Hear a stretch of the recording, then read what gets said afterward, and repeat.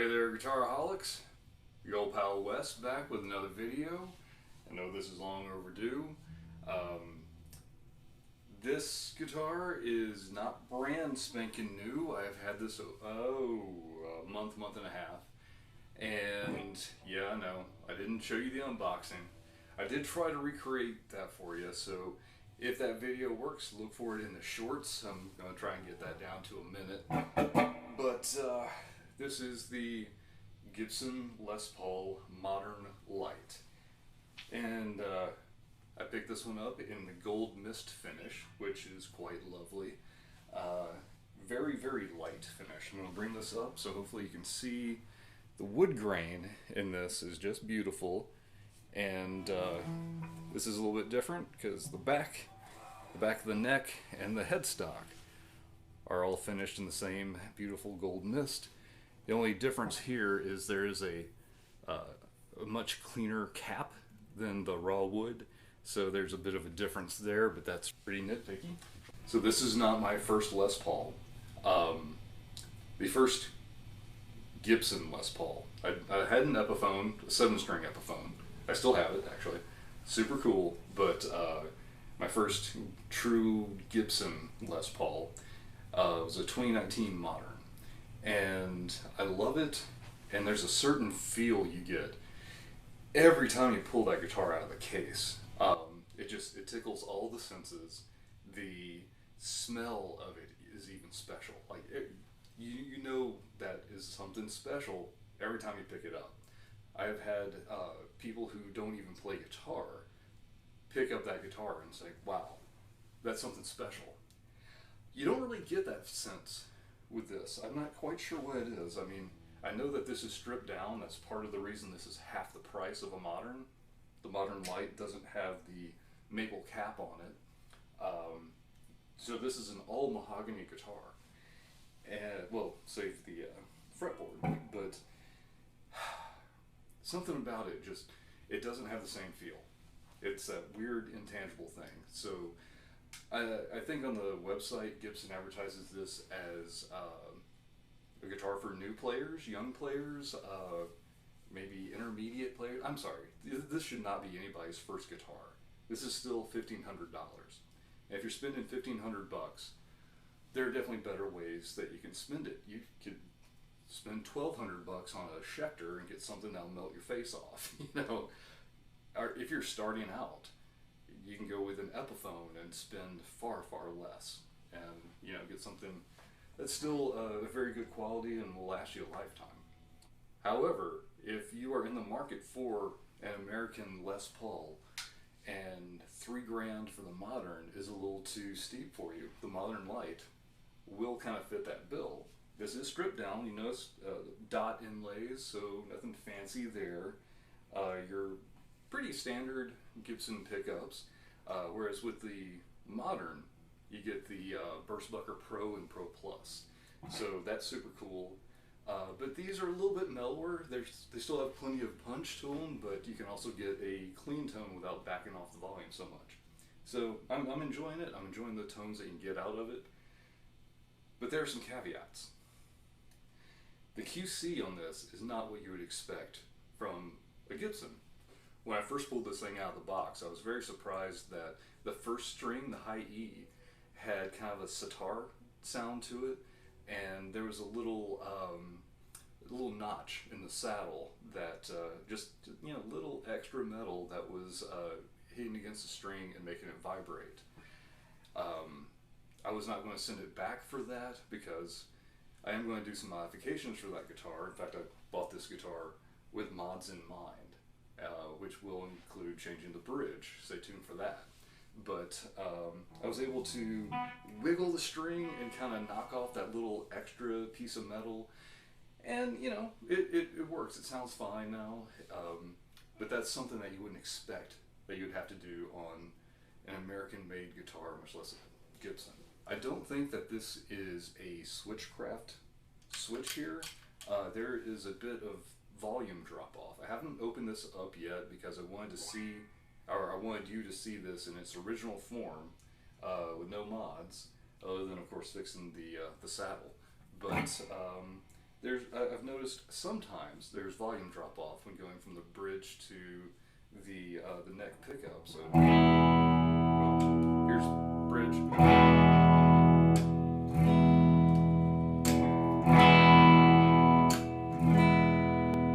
Yeah, so there's quite a difference, but sometimes it's more noticeable than others. Um, and in the middle position, actually. In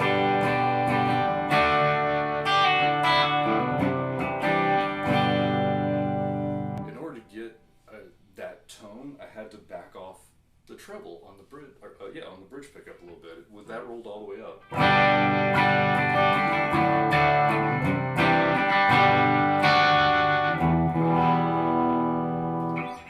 And this is clean tone. I do have my amp set on the lowest wattage setting, so if I kicked it up to its full 20 watts, I'm sure that the cleans would sound a bit cleaner, but you know, I'm trying not to rattle the windows here. But some very good, very traditional Les Paul tones.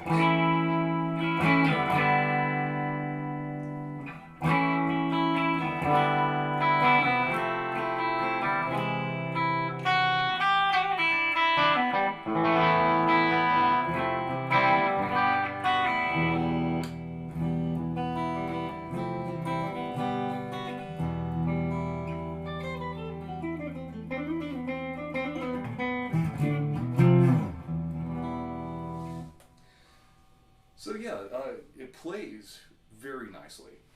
There's really no complaints there.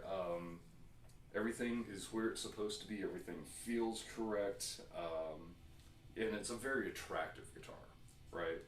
I mentioned mods before, so I bought this with the intention of installing a top-mounted Floyd Rose, or FRX. So that will probably be a video in and of itself, or I might chicken out and just do it off camera and then show you the results if it doesn't suck. But the only other thing that I'm really going to do is take off this hunk of plastic. I do not really like that piece of plastic just stuck there on the front of such a pretty guitar.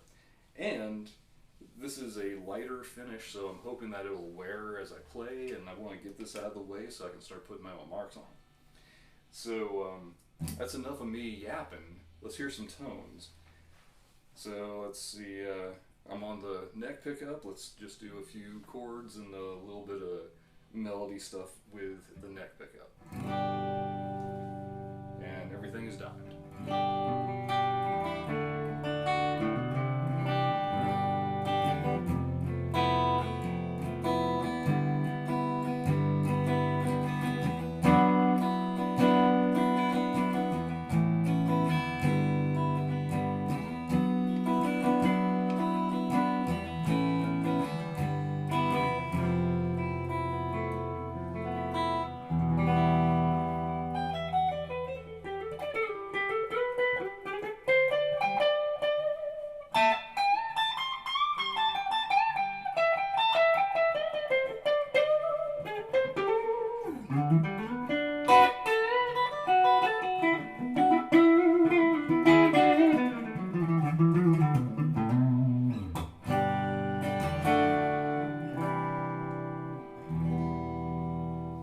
So that's very pretty, right? I mean, that's sort of what you would expect from a Les Paul.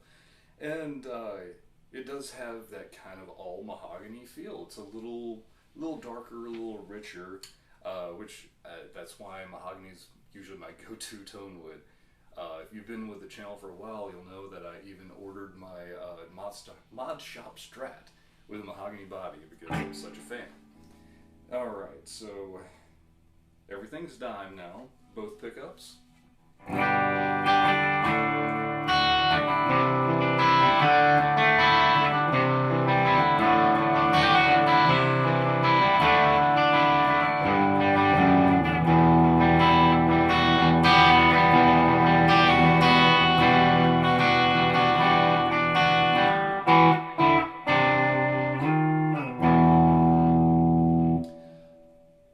I do not have any drive. It's just these pickups very hot. I'm going to roll off the volume on the bridge a little bit. There we go. And I'm going to roll off a little bit of that treble.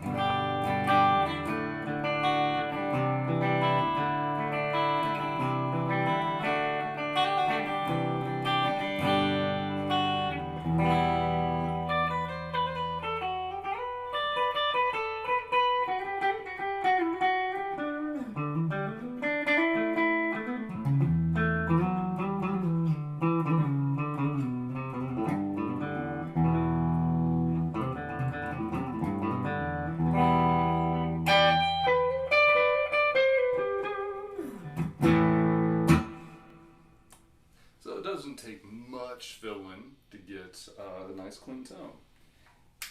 Bridge pickup. So I'm going to leave the volume backed off and the tone backed off just a little bit.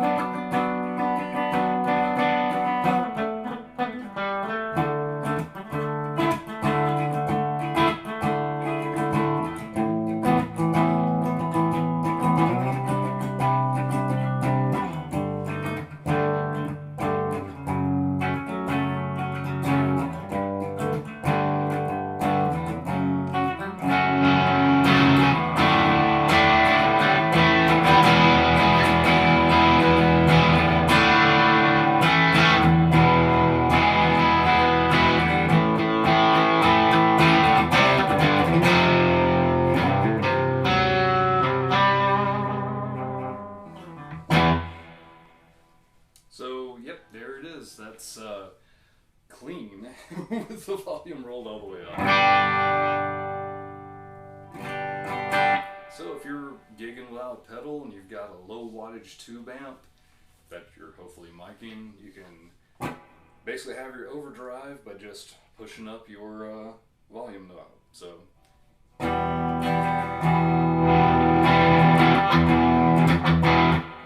there you go.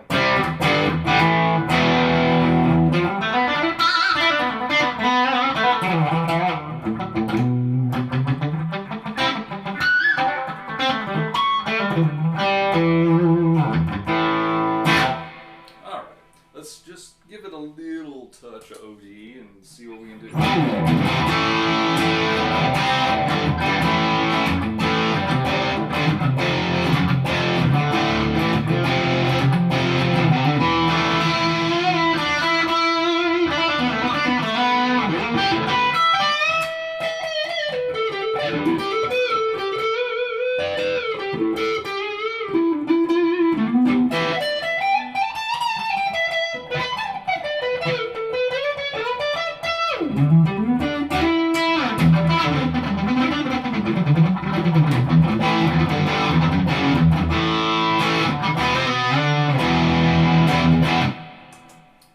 Pretty legit, that'll work. The neck pickup is set in pretty low, whereas the bridge is set fairly high, so that's going to account for some of the volume difference. When I'm modding this thing, I will go in and adjust the pickup height. I'm sure I'll wind up adjusting everything. This is going to basically be a brand new guitar when I'm done. But, one last thing we gotta do. I'm hooked up to the Peavey 6505. I got a Gibson Les Paul. Everything's dimed on the guitar. About time to dime it on the amp. What do you think? Overdrive time. We did overdrive. Call this metal time. There we go. And a 1 and a 2 and a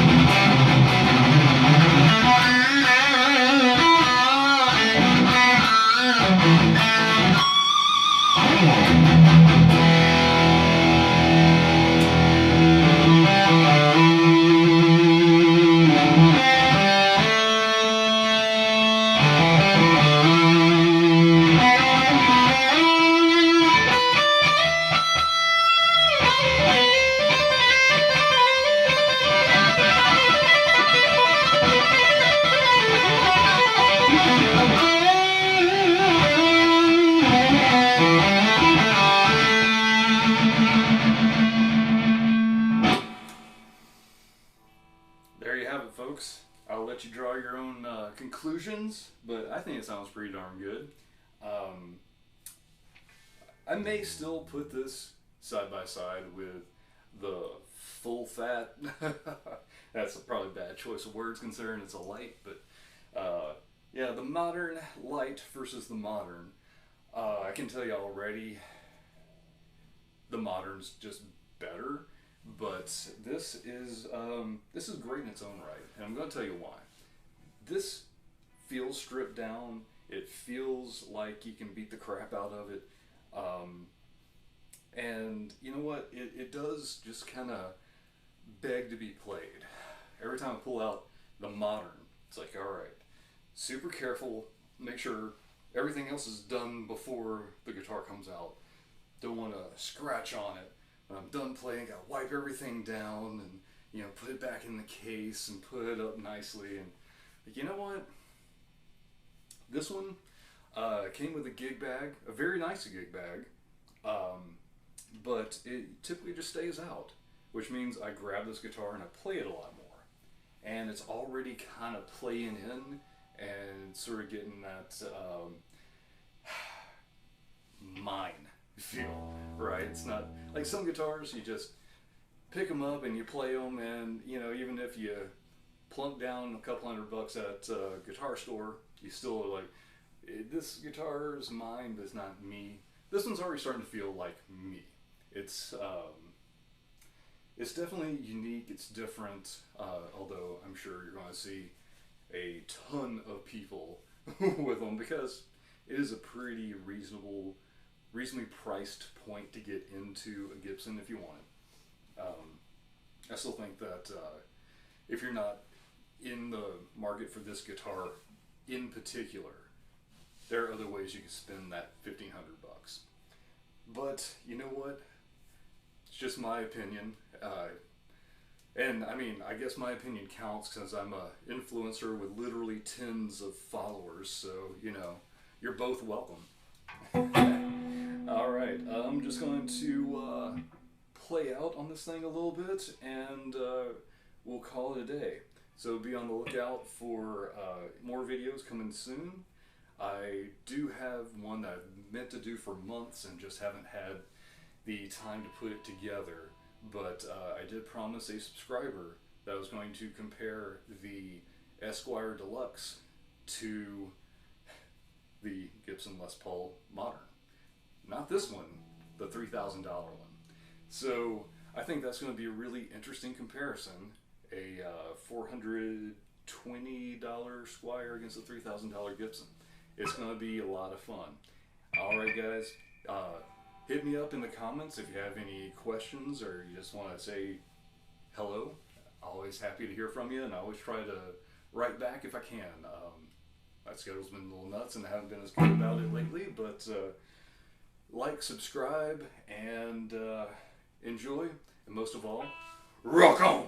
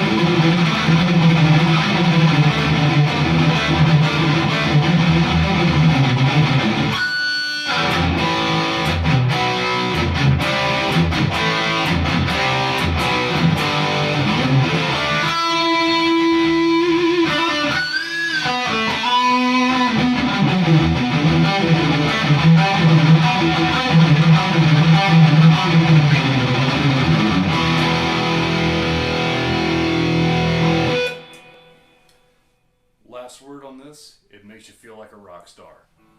Maybe the price point is worth it just for that. Next time, Guitaraholics.